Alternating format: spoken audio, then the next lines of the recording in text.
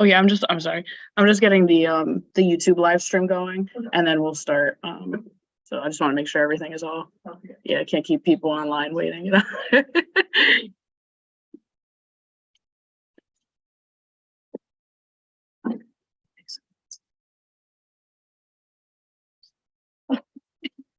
Share screen. Screen 2. Okay. Control here, but it keeps jumping over there. So instead of waiting, right? That makes sense. Yeah. And then if you need to go over for the control, it's later. Okay. Thank you. Thank you. Okay, everyone, we're going to get started. Our chair and corporation counsel should be here within a few minutes. Just to give everyone notice, since our chair isn't here for the first case, he won't be able to vote on it, but we do have quorum with the 3 board members we have now. So, Adriana, if you want to.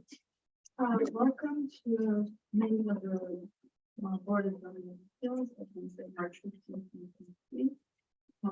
Just a couple of ground rules that Marvin's going to give you and everything.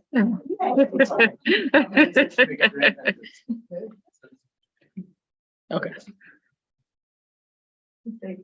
What's that? That's my last day of the office. All right. So what's that? I promise I will never be late for these meetings ever again. Okay. Good evening. Are we live streaming? We are live streaming. All right, great.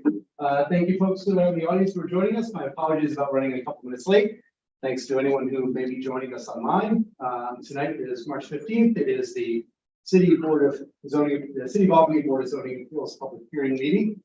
We have a number of cases before us. I just wanted to outline some of our kind of house rules, if you will. We will go through the agenda. The board will call up each case. We'll have the applicant come up and walk through their presentation. We have staff on hand to provide us with some assistance as we go through the presentation. At that point in time, the board will ask questions of the applicant, try to get tease out some of the narrative elements of the application. When we feel we have a good representation from each particular application, we'll ask members of the public to come up and speak on behalf of or against, or provide some additional details on the application for us, be it here in the room or online as well, if folks are joining us there. At that point in time, the applicant has the opportunity to come up and speak, perhaps rebut or add more information, and the board will have the opportunity to ask more questions. If we're working through an application, we do reserve the right not to make a decision tonight if there is more information that the board is seeking. But traditionally, thanks to staff, we've had some really great applications and all the material we need. So we expect to have a good conversation with these applications as we move forward. So with that, I think we're pretty much ready to go. So thank you, Amanda, for getting us in good shape. We can start out with area variance 128. The address is 722 Western Avenue. David Sawinski and Michelle Mahan are the applicants. This is an application for a 6-foot fence for residential use. David, if you want to come up, I realize you already made some amendments to the application. If you could walk us through those, we'd greatly appreciate it. Yes, so last time we talked, the main concern was the sight lines. So I sent in some pictures that showed the sight line, showed the fix I'll do. I'm sorry, small piece of paper. So I was going to take the last panel. The last panel was about 4 foot. Okay. I was going to turn that on a 45-degree angle. So then from the driveway to not the end panel, but to that is 10 foot. Okay. Which the 10 foot, I believe, comes from the only thing that confused me is the thing you guys just had. It says the 10 foot is for a body of the driveway. I from a bike driveway, we run perpendicular. So that's just one question I have, because like that 10 foot, that wouldn't run down the whole length of the driveway. Right. It's within, well, it's within a certain distance of the driveway. The intent of the legislation is to make sure that we're preserving sight lines. So vehicles entering and exiting are going to come into conflict with pedestrians. So yeah, so I guess my question is that where does that 10 foot start? One question.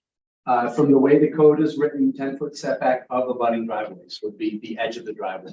So you're looking at, what is that, 7 foot 8 inches? Yeah, but I guess what I'm saying is if I walk down that driveway, see the 10 foot you're holding there? I can see that. Yeah, we're holding that dimension. If I walk down that driveway, all 35 foot, that has to be 10 foot off that driveway?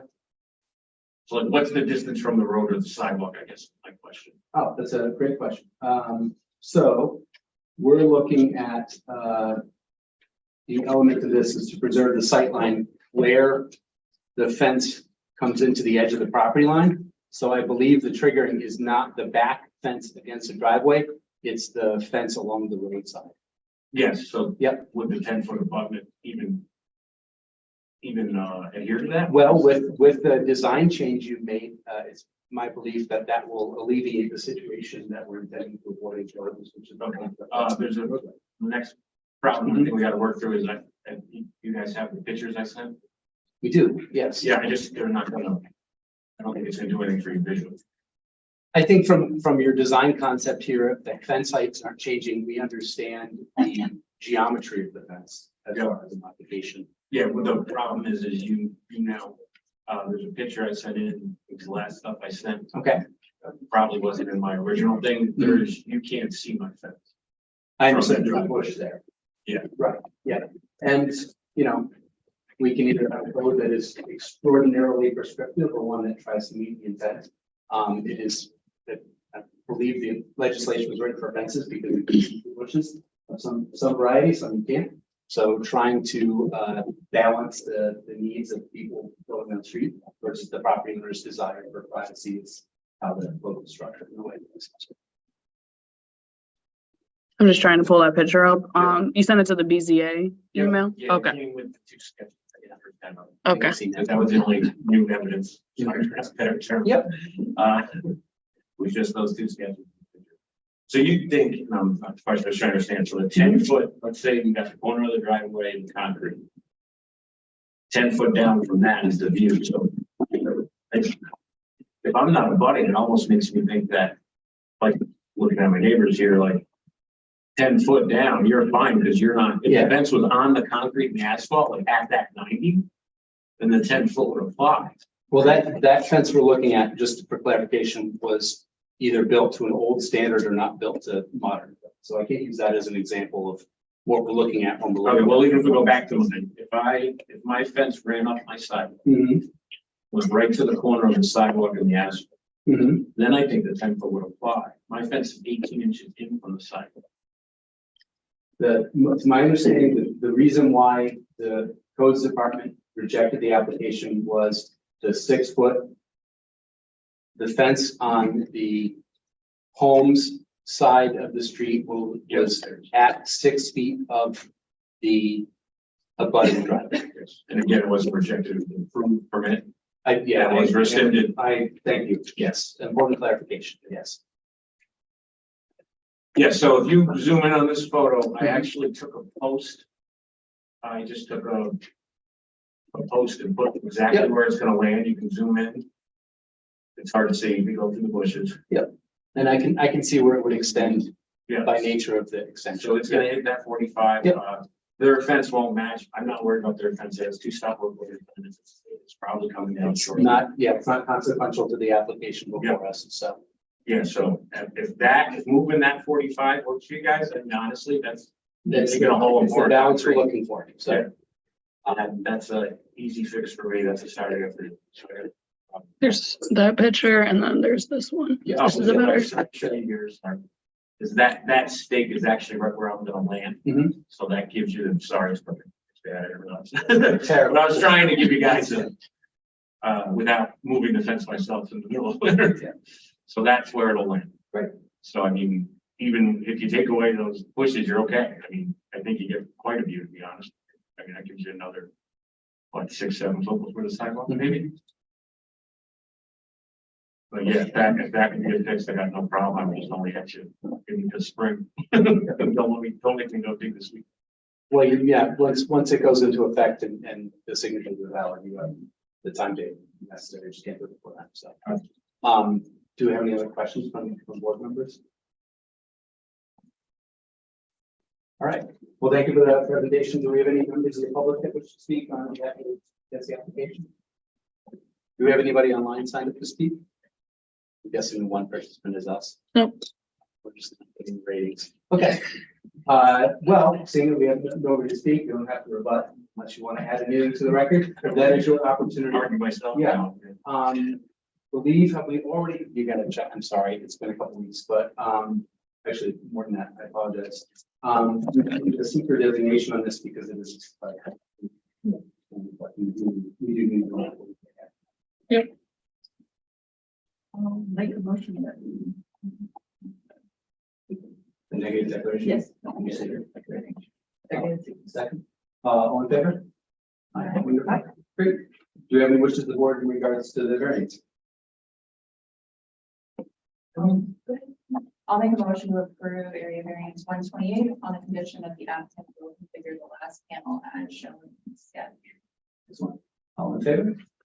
Aye. Thank you. Motion carries. Thank you very much for joining us this evening. Awesome. Thank you for minimizing the variance. One quick call for you guys. I'm a contractor and you guys work underrated. I'm downstream of you guys, so thank you for what you do. Listen, this isn't. All through the city. No, but thank you. I know, but thank you, John. Thank you. Because I'm one of the next 10 people on my company. So thank you for your work. Thank you. I think we didn't get a second because I didn't. For the record. I made a motion. Okay. And then I second. That's, thank you. For the record, just in a second, we'll make sure that's reflected. Thank you. All right. Next application is project 499. It is application area variance 129, 130, 131, 133, and 134. This is the notice of the application area variance 132 we previously requested, but because as part of the site plan, the second sign will be removed, eliminated the necessity for variance 132. So we're coming back on this case. We had a previous hearing at an earlier date. Mr. Hirschberg is here on behalf of Destination Kia to present the case. And Mr. Hirschberg, could you walk us through some of the amendments or additional material that was included as part of this case since last meeting? Yes, I asked, you asked for additional information. I asked Amanda to let me know what it was. And it was around the freestanding sign, both the size and the height of that sign. So I prepared a separate. Oh, sorry, I'm just gonna scroll through. I have the superimposed, the 30-foot, 20-foot. What I've done there is I've back one. That's the existing conditions. That's the freestanding sign to be eliminated. The tall one with the round logo. Next shows what it will look like if we put a 30-foot high sign superimposed on it. That's on the right. That's the 4 foot wide and the 10 foot wide and the 30-foot high sign, which is counted as a 300 square foot sign. Although in some municipalities, they would not count it that way because the fabric of the sign includes the black surface on there. It's counted that the entire sign is 300 square feet. So that's an explanation there. If you go to the next one, that's at a 20-foot height. Less visible, although from this direction, obviously you'd be driving on the other side of the road, because Zoom doesn't allow me to go to the other side of the road. But essentially it'd be a little further away, but still visible from this point.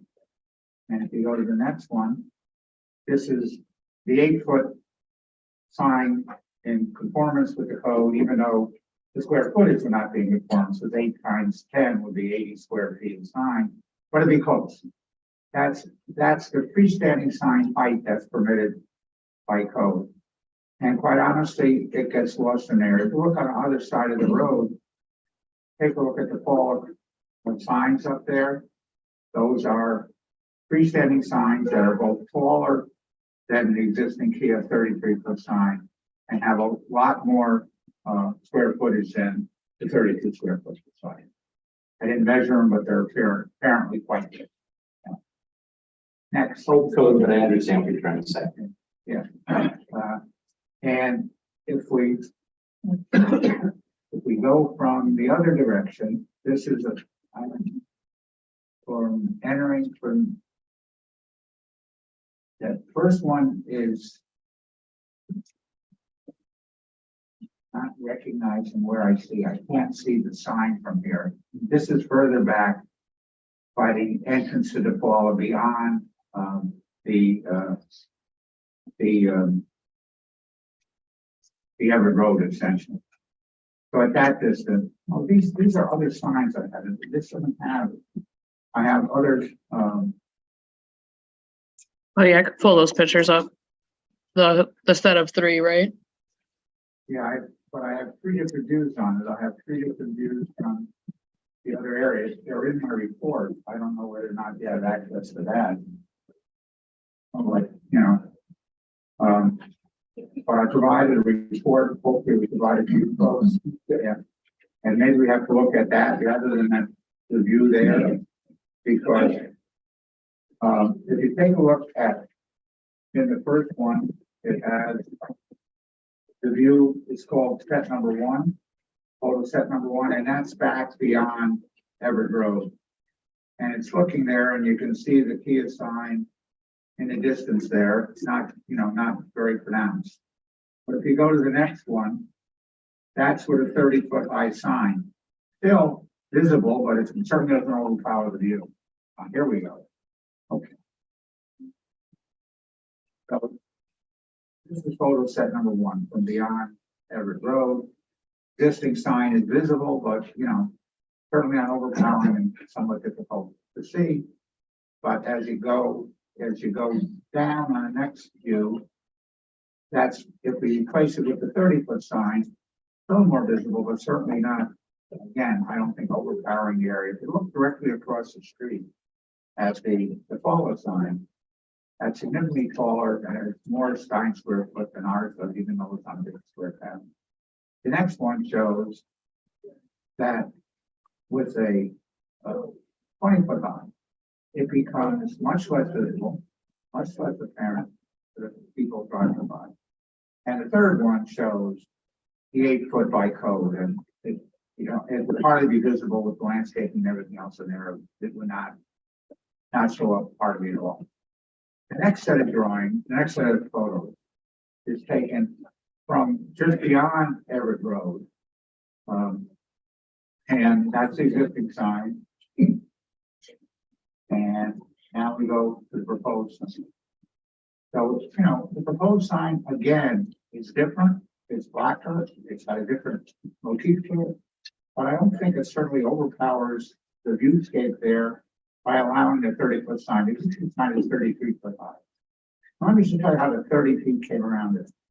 We actually, Kia had asked us to apply for a 40-foot sign, and I advised Mr. Morrell, that's a non-starter. We have a 33-foot sign. So they went back and they applied for a 30-foot sign.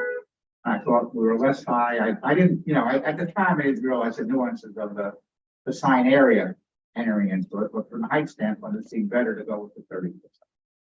So that's the 30-foot sign. If you go down one more, 20-foot sign is still visible, but becomes, you know, less apparent. Somebody looking for Kia and driving down the road to be less likely to see it. Well, but the 8-foot sign, you know, it's useless as a freestanding sign. It doesn't look clear.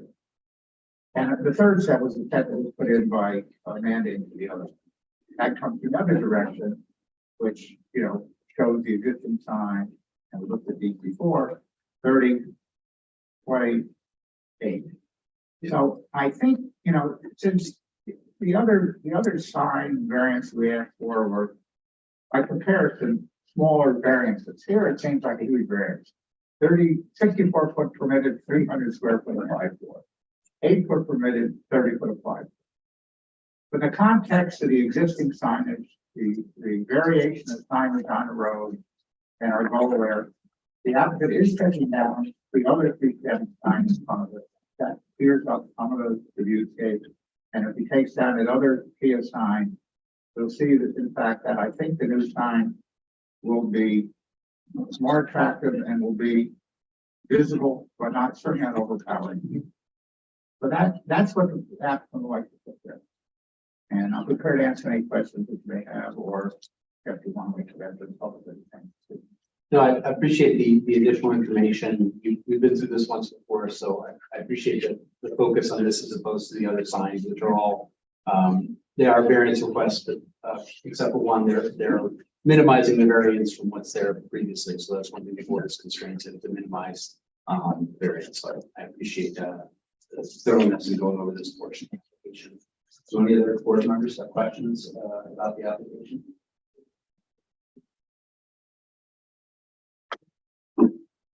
Okay, at this point in time, thank you, Mr. Hirsch, for presenting. Do we have members of the public? We still only have one online. Okay, just let me know. Okay, do any members of the public who wish to speak before or against the application or have any more information? All right, great. If you want to rebut, you're free. I don't want to rebut. I do that quite often by mistake. I don't want to do it now.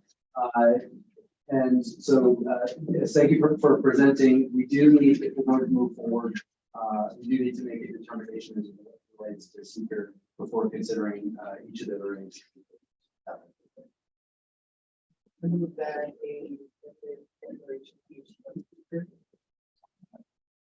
I would like to amend that to note that the declaration is being applied to each of the variants. This is a question, but I'll second that. We have that in favor. Right. Thank you. If we could advance this particular project, variance by variance for the record. We need to. Do we have any motions as it relates to areas? I'll make a motion to grant area variance 029 to allow for both sides where the maximum is as well. Do we have a second? All in favor? Aye. Aye. Do we have motions as it relates to area variance 130? I move that area variance 30 be approved to allow for a 52.13 wall sign where the maximum permitted is 32. Have a second? Second. Second, great. All in favor? Aye. Do we have any requests as relating to area variance 131? You know, I'll do chairman's privilege. I'll make a motion. I'll make a motion to approve area variance 131 in the condition the minimum variance granted is necessary. Minimum variance necessary is granted for a maximum size of 76.72 square feet, not the 80.78 square feet permitted. So we're not making further departure from the degree of substantiality in the variance. Second. Do the second. Do you have all in favor? Aye. Aye. Motion carries. Do we have any wishes that relate to area variance 133?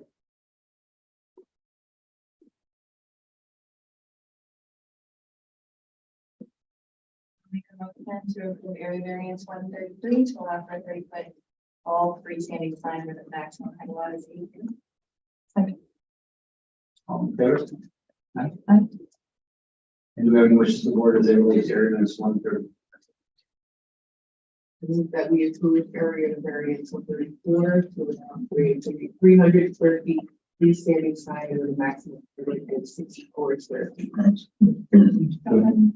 Second, all in favor? Aye. Aye. All right, wonderful. Again, no area variance 132 as that. So just as a note on the agenda, area variance 135 of 442 Madison Avenue is withdrawn, correct? So we will not be hearing any of these tonight. So we'll move on to property area variance 138. Property address is 1921 Erie Boulevard. The applicant is AJ Signs. This is for an application for installation of a 92.2 square foot wall sign to represent the 12 development. And my understanding it's a replacement sign, and the variance requested is to allow 93.2 square foot sign where the maximum permitted is 24 square feet. So do we have a representative of that project to present?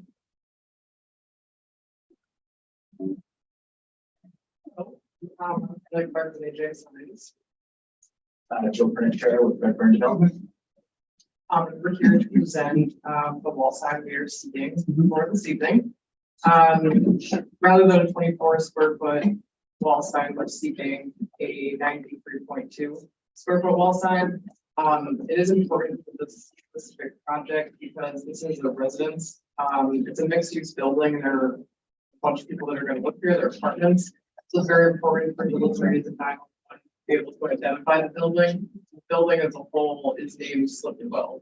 So very important for drivers and emergency vehicles to be able to identify the building.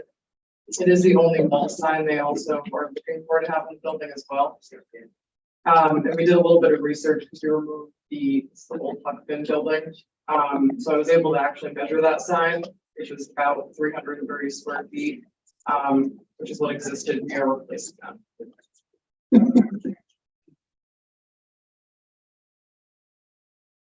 Could you talk a little bit about any uniqueness about this project as far as location, building, setback, neighborhood, scale of other properties in the neighborhood? Sure, it is in the warehouse district. It is set back significantly from the road. You can probably talk more about how many apartments there are. You know, certainly a unique project as part of the ground district and Boulevard. It is set back, the building stock set back 150 feet from the area right away. Also, just some context, that entire facade along the boulevard is about 600 feet long. It's quite a wide building. You know, the sign, I believe, is somewhere over 17 feet, 100 feet, 7 inches. Modules up thin was about 50 feet long, so smaller in size, but really our only sign. Like how they said, it's a mixed-use building. Already open. The remaining 2 should be open later this spring. Of the 270 apartments, we'll have 70 are leased, people living in the building already. Really exciting project. Yeah, so with stating the addition of other signs and trigger another variance, so I don't want to get into that, but are there other alternatives that were considered as part of this process to be able to provide the same benefit as far as identifying? I know originally we had 123 square feet. We realized that was huge. So in order to put nice on the building, we decreased it as much as we could, but still getting the right amount of visibility for drivers. So we also looked at other places to put the sign, and it didn't really make sense.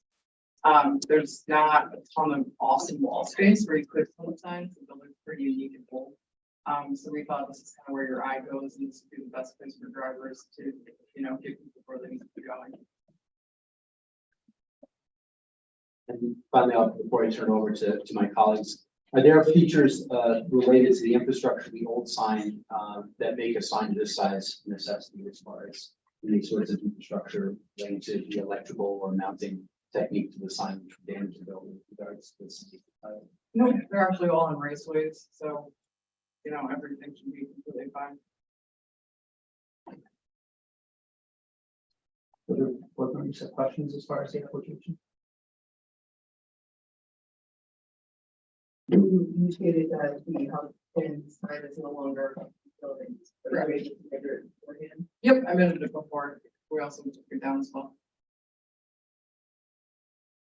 So those are mounted on a raceway, and that's how we would also see like a small bar going behind there. Much less holes in the building. Yeah, that's what I was asking, if there's architectural features of the building that would otherwise be damaged by or experienced if you had a smaller sign. Not right now. And so you said it's in the warehouse district, but can you talk about signage on other buildings in the area? I know there are a lot of other signs in the area. I believe Noble Gas is one of them, which I think that we've completed. Off the top of my head, I don't know the size of those signs in my project. There are a good amount of signs. Yeah, there are some large signs. There, you know, besides the apartment units, there's in the building, like there's not homes across the street. That which is important to know. You're not in the middle of the neighborhood.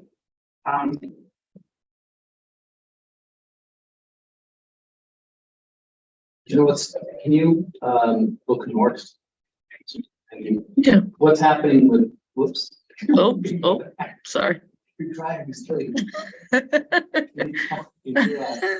What's happening with the freestanding sign in there? Is that yours or? Yep, we changed that out already. Bottom this is a banner, which I believe is not code compliant. And there was an existing variance for that sign, so we just took warehouse out and put slip 12 and then 2 of the 10 signs on there. Same beams, same support structure and everything, just give basis.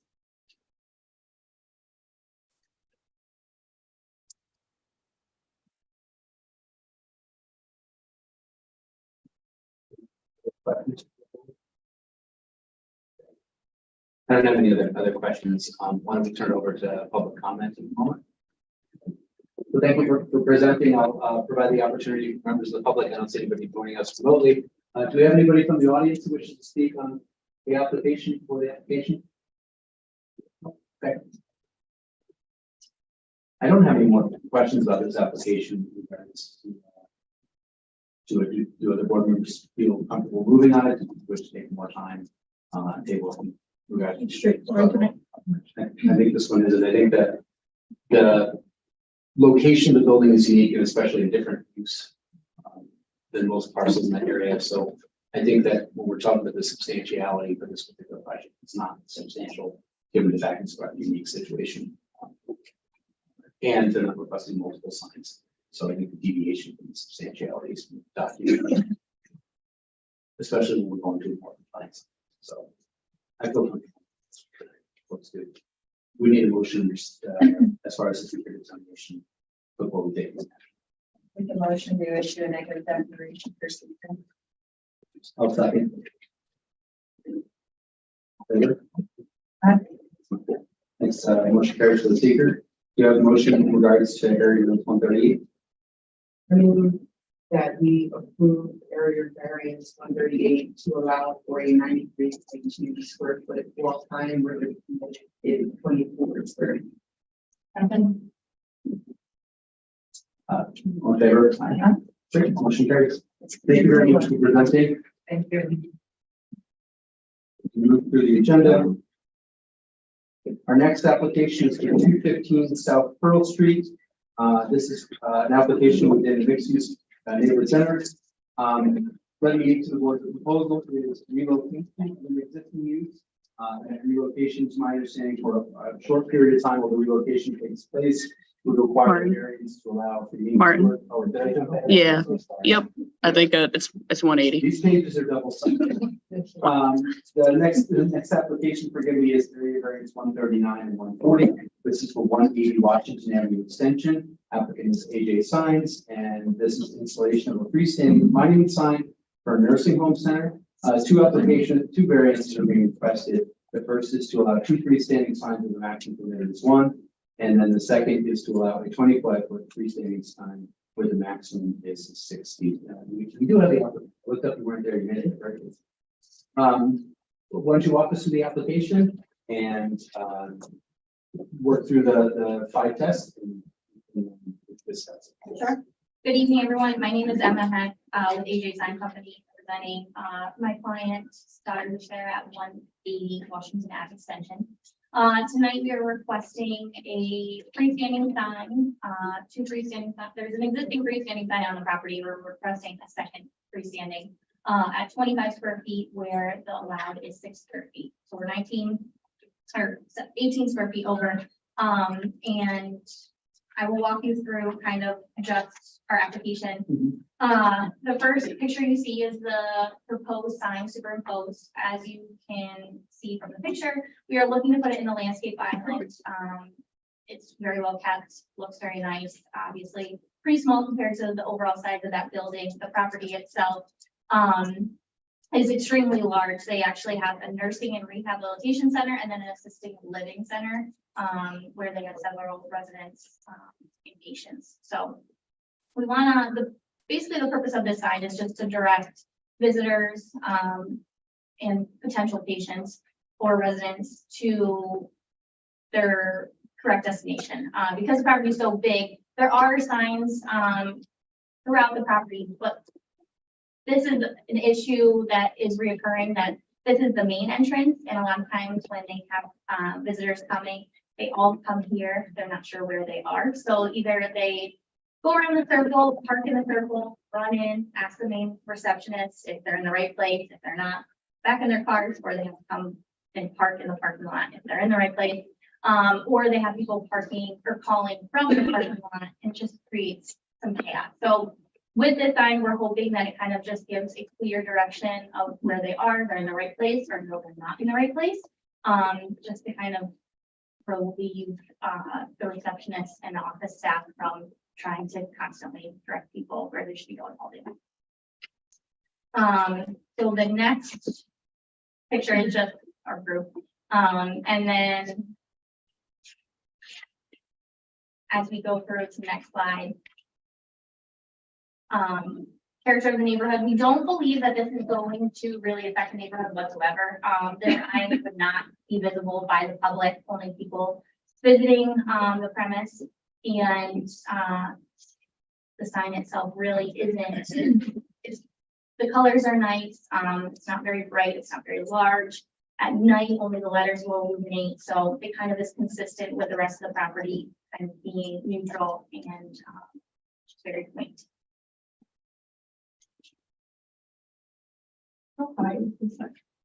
It's only 31 and 3/4 high, so it's not very high. We're mostly seeing the size with the width just because there's a lot on there. So the text to be readable from a distance, you know, we had to take that into consideration on people from the parking lot as they're approaching to be able to read it. So that's kind of the factor that plays in, the driving factor that plays into the overall size. So as you mentioned, it's internally lit, only the letters will be illuminated. It's not a spot on the sign. It's internally lit, just letters and logo only, I would imagine. Correct. And what we found with that type of lighting method is it actually omits left light than if we were to do a ground lit. So it's a softer glow. And it allows it to be easily readable, but not kind of have a lot of light outshed. So the alternatives considered, there really weren't too many alternatives just because we believe the freestanding sign is the most visible and the most impactful way to direct people. We did look at a 6 square foot sign, which would be within code. Not sure if that's on the next page, but as you can see, you can't see it. The letters are just not visible whatsoever, and it kind of almost just fades into the surrounding landscape, and it would not be impactful whatsoever. So we really would go inside of the building. We potentially considered it. The problem with how you pull in is we don't believe that it's going to be clearly visible. You know, a lot of times you have spouses of older residents coming, and we just believe that freestanding sign that's clear and in direct line of sight is going to create less confusion, just because you're working with a population who already might be a little bit overwhelmed.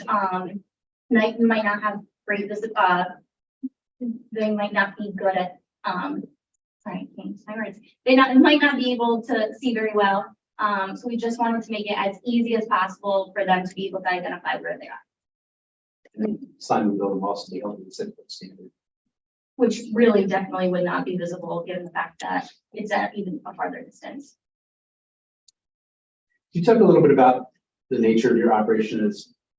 Would you describe it as unique or that not a sign for advertising? Is there an element of wayfinding that is important at a facility like this? Is your question whether this would not be used? It's intended for wayfinding versus branding and visibility of the company itself. So in this sense, yeah, it's not so they can attract customers and clients whatsoever. It's simply for allowing their current clients and then potential visitors, residents, to direct them in the correct location. And it's a nursing facility, rehabilitation. And assisted living. So this is the nursing building that you're looking at. On I guess if you're going to look at the aerial map, to the left of that would be the Mazzari Center, which is their living, but it's also extremely large building. If you have emergency vehicles coming to your facility, where do they enter from? Where are they served? So they'd be coming off of Washington Ave Extension, and then you kind of have a direct drive right into either you can turn left into the Mazzari, which is going to be your first pull in, or you can keep going and then you're going to take another left into the nursing center, which is the location that we're looking at now. So you really don't have. So I guess if I'm a first responder, an ambulance, or a fire truck, is that the entrance that I'm using? Yep, because whether it depends on what building that you're going to be going into. So this would be one of them if you're going to the nursing. Like I said, if you're going to the Mazzari Center for assisted living, that's going to be a different entrance. And that entrance is a little bit more easy to navigate. It's not set farther back in their parking lot is not as confusing. There is a sign for at the beginning of that entrance for that property, but this one kind of is a little bit more difficult to navigate through. You're saying in total there are 2 buildings? Correct. What do you get street here? Is the other building just located over here? Is this? That one is actually attached, so you have to go out of this parking lot.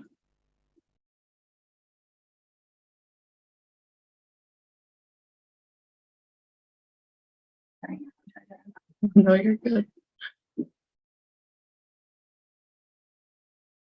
Because this is right off of Washington Ave Extension. Okay, so that, I think there's a building behind it. That is a separate set of buildings. There are other buildings.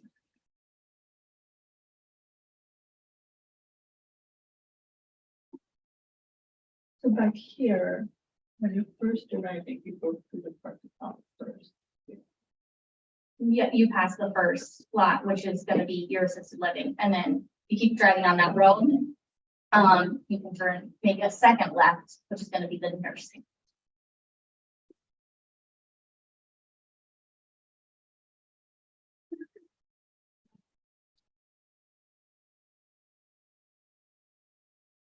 So they go right out of this parking lot. The assisted living is gonna be up here on the right.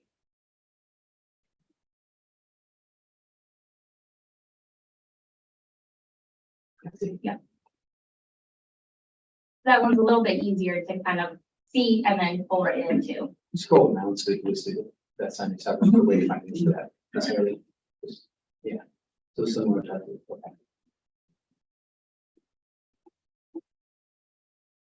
Yeah, we kept everything consistent design wise, just so, you know, it wasn't confusing. Am I still at the same property? Am I for the same business? But we took into consideration design and visibility of it. Other questions from the board? So thank you for presenting. Do we have any members of the public who wish to speak about the application?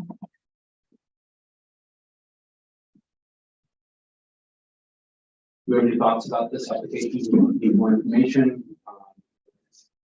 Supplementary would be submitted. Do we have any wishes before we have the application? With that, we issue a negative declaration of their secret. All in favor? Aye. Do you have any thoughts in relation to area variance 139? I'll make a motion, we grant area variance 139 to allow 2 freestanding signs with that completed in front of the street. Second. All in favor? Aye. Aye. Do we have any wishes of the board in relation to area variance 140? Make a motion to grant area variance 140, which to allow for 25 square foot freestanding sign with maximum 6 feet. 40. Second. All in favor? Motion carries and variance are approved. Thank you. Thank you very much for your time. Okay. Feel like they gave a trailer for this. The next application, so anybody jumps in on me, area variance 136, is for 215 South Pearl Street. The applicant is Greg Teresi, Esquire. This is a mixed-use neighborhood center. This application is for relocation of an existing convenience store from 213 to 215 South Pearl Street. The area variance is to allow a convenience store to be located within 1,000 feet of another convenience store, although the circumstances are that the store is relocated. So thank you for joining us. Appreciate your time. Would you please walk us through the application for this variance? Yes, thank you for having us, Greg Teresi, on behalf of the Blue Store, as it's kind of referred to in the neighborhood, seated to my left. Mr. Osmond came to this country with the American dream of starting a business. He started one 30 years ago at 213 South Pearl Street, and has become a fabric and a mainstay in that neighborhood. But over the years, the location that he's at, he hasn't been able to update. Things went well, and people rely on him and utilize his store for anything from diapers to sandwiches to bubble gum to a submarine sandwich for lunch. And as the business grew, things get busy and but things get dated. And the goal here and his dream has been to try to update the store, give it a fresh look. And so he ultimately was given the opportunity to purchase the property next to his current location. He took that opportunity with a vision of doing something with it. At some point, somebody planted the seed and said, "Hey, this store is a little bit dated. That you've been here for 30 years. What do you think about next door? It's a little bit more. Right now, we said 1,100 square feet, be 1,200 square feet, but he would be doing exactly the same thing, just in a new space, a fresh space. So he's really trying to better the business, better the community, and going through the character of the neighborhood. It's really a net neutral. For now, we're not really sure what would happen with the old space. It's something that we'll cross that bridge depending on how tonight goes. But the goal is to try to take that old space, put it into fresh space, give it a fresh look, new paint, colors, new lighting, and everything. Really give that community what they deserve, which is this store needs a facelift. And we talked about alternatives. Ali and I have banged our heads on. I've got a friend that turns over Five Guys stores, and I said, talk to my buddy Jim and see if he can turn this over for you in a couple of weeks. And Jim was like, "Yeah, I can do it, but you're going to be down for longer than a couple of weeks." And knowing what he provides to the community, Ali wasn't comfortable doing that. This is it substantially different from what's in the neighborhood already? No, obviously not. There's corner convenience stores throughout the city of Albany. This is no different. Impact environmentally is again a net neutral. I'm not asking for any different use than what he's already experiencing with the property next door. So it's really, he's trying to maintain the services, trying to, without disrupting what he's already offering and providing for the last 30 years. If he wants to invest in the community, he's already invested in it. He's already bought the building. He's just trying to figure out what the best use is. And his perspective, what he's done over the last 30 years, it's a pretty unique project. It's a nice thing to say. At least from a former Albanian's perspective. Any questions? I'll start. 215. Do you own that? They own the building also, so there's not a lease termination triggering the move. It's new space. Correct. New space. And he owns 213 too. So he owns. No, he's been leasing 213 for 30 years. And probably would continue. That's the way he would do with the space. Like I said, this is kind of part of, not kind of, folks behind me will tell you this is who he is. This is his family, his life, his community. So, and now fortunately he's done well enough that he wants to try to invest in the community and make it a little bit brighter. Well, to clarify, did you say that if the application is granted tonight, that we would keep 213 South Pearl open while 215 was being renovated? Correct. Yes. Yep. The goal, what he's trying to achieve would be achievable if he was willing to shut down the space. He's shutting down the space that he's in right now would probably take a month or longer to do the renovations that need to be done to bring it up to code. So without skipping a beat and continuing to provide, the neighborhood convenience store, like I said, toilet paper to bubble gum, this affords him the ability to not skip a beat, keep his customers happy, and really facelift a convenience store that has been 30 years of luck, but luck can take a toll. What are the operating hours?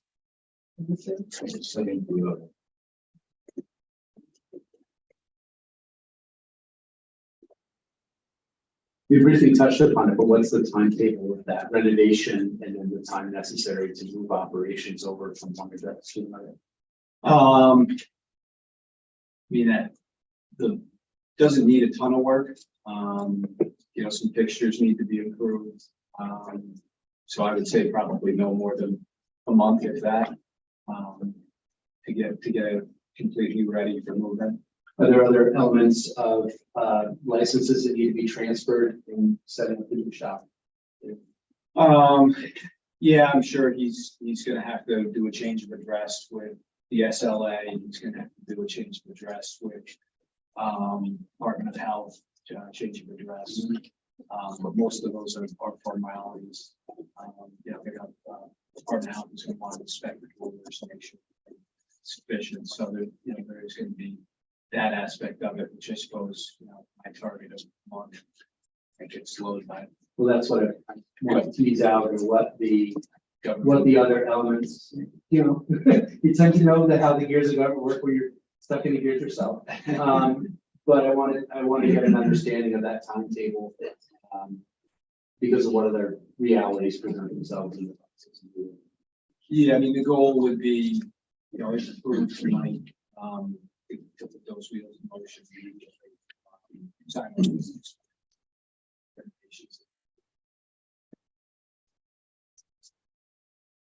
And then the only other thing I'll add is I've got probably 50 plus. So one of his neighborhood customers found out what his goals were with the new store, as they call it, in the neighborhood. She took it upon herself to create this flyer for customers, neighborhood folks. So it's just, you know, just a kind of a testament, and again, the folks that are here that live in the area that speak for themselves as to the values that this brings to their neighborhood. Any questions?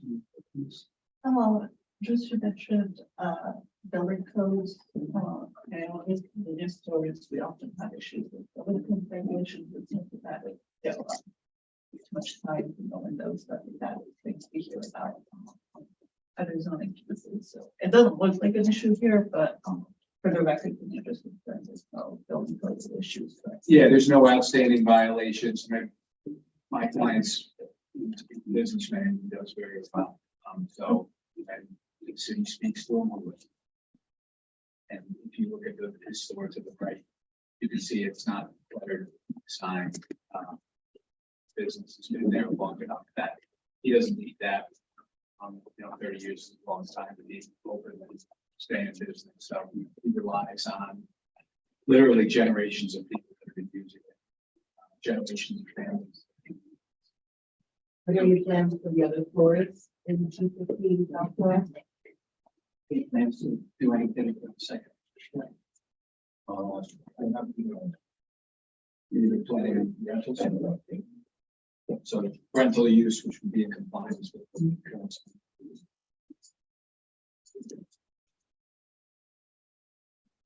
What's the other store called? The Yellow Store? I'm just curious. Always been the blue store. Color goes without We're saying. asking. Well, thank you for submitting that for the record. I'm sorry.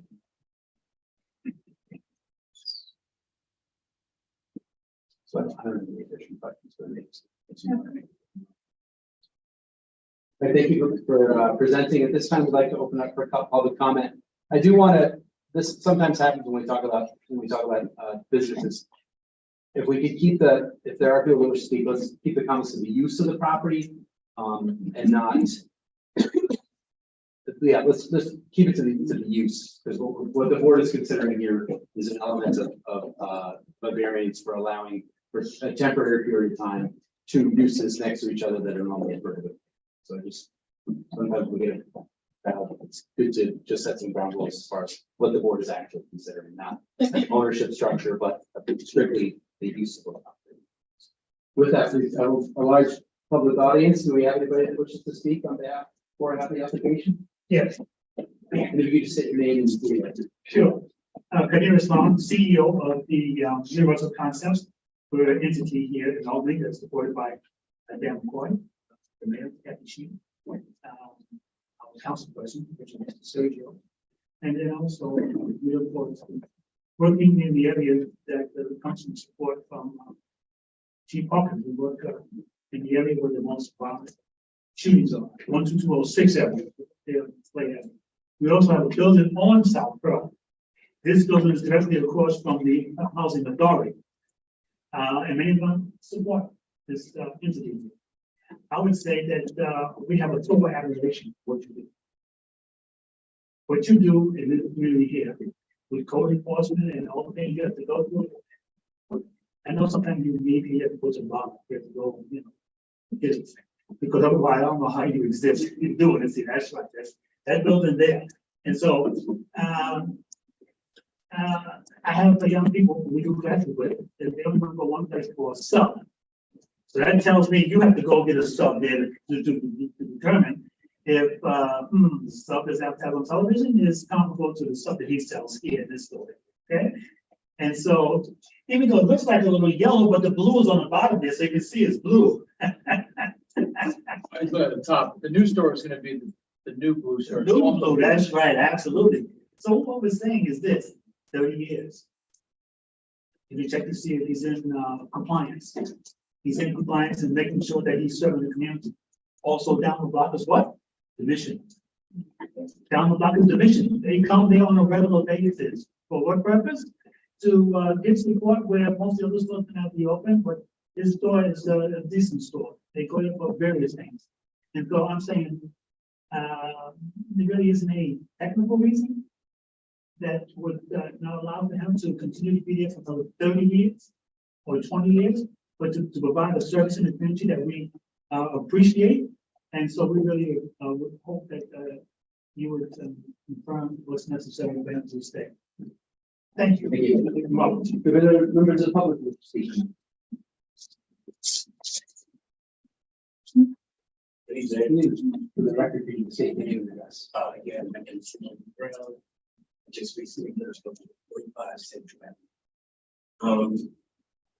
Need a blue store there. I met Ali when I first came to Portland in June, and it was in 1998. So we've been friends for 45 years. I met her because I lived in that apartment upstairs. And I went downstairs and I said, hey, I just got a rehab. I got a year and 4 months clean, and I'm gonna live upstairs. And he said, welcome. And I said, you see me go to the wrong freezer, please be direct. And he's looked out for me ever since. Then we talked about, he gets everything from campus, bubble gum to hair products. I went in, do you have this? He said, I don't have it at the moment. When a week or so was there. Everyone respects him, everyone knows who he is, and look out for the whole block itself, the property. And he would really do that area really good by moving into a larger spot and doing you with those delicious subs. So that's all I have. Thank you. Thank you. Do we have any other members of the public who wish to speak on the application?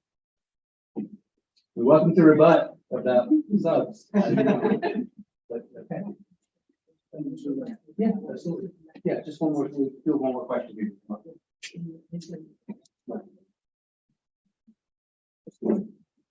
Thank you. I just wanted to hear from you, if you could just tell us what your experience has been like in the store, from your own words. Yeah, I opened the store like 30 years ago. And I opened my store small. I work myself. I do a lot of food. I take care of the customer. I know what they make and what I'm doing. I'm not a building, I don't own that. Anything I do my VP. I have 4 kids and one mortgage. Just want to move next door and make bigger. My store is small now, and the new store is bigger. Need more room, and I have a lot of idea in new store. More food. Yeah, just want to move next door. Thank you. No. Any other questions? In consideration of variance, I mean, this is for a temporary allotment to move. I do think 1 month would be too short to have that, just in case there are in there's delays with whatever regulatory agency. So I'm comfortable setting for 3 months. As far as the time frame. You're looking for permanent. Correct, yes, yes. Yeah, it would be temporary, but to allow him to Oh. open the other business and transfer everything over. 3 months would be sufficient as far as, instead of 1 month, to be able to make sure that if there's a hiccup, it's not finished. I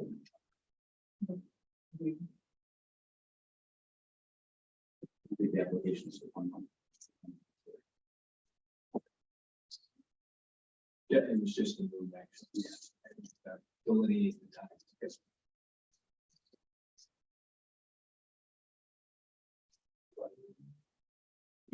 Does the applicant feel that 3 months is sufficient to be able to make sure that things get transitioned appropriately? Yeah, I think so. Okay. This is our last case. Yeah. No. Oh, no, the other one has been the front. The case, right? 7 North Pearl was the front. So the last case. So in that case, since terms privilege, you know, that's the thing. I'll make a motion for negative declaration. All in favor? Aye. And I'll make another motion, as it's my last, to approve area variance 136 to allow for a convenience store to be located within 1,000 feet of another convenience store for a period of 3 months. Excellent. All in favor? Aye. All right. Well, thank you very much for coming tonight. That's our event. So, thank you, members of the public, for joining us. It's great that people come to see government in operation. With that, this is my last official meeting. I turned in my resignation to Brad. You guys know, I'm starting with City Hall December 20th next week. So can't get board and so Congratulations.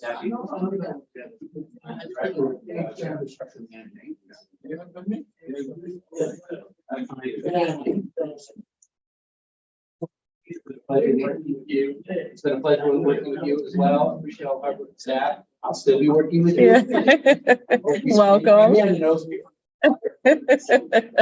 Well, excited. With that, thanks again for joining us. Thanks to whoever may be joining us on YouTube. If there are any people watching the live stream, and with that motion to adjourn. Well, first, the big thing is my big channel.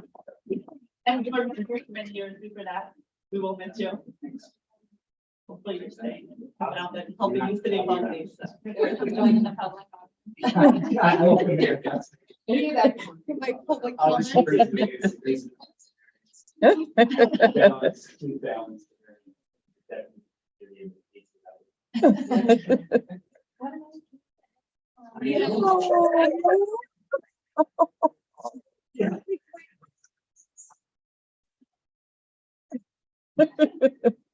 I second your motion to adjourn. Oh, Thank you. All in favor? Aye. We are adjourned. Thanks for joining us, everybody. Bye. Julie, one more. Sorry about being late. What's that do? What do you want to do?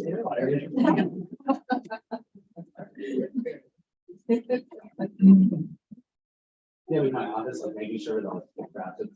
I just have to put Anne first, but that's it.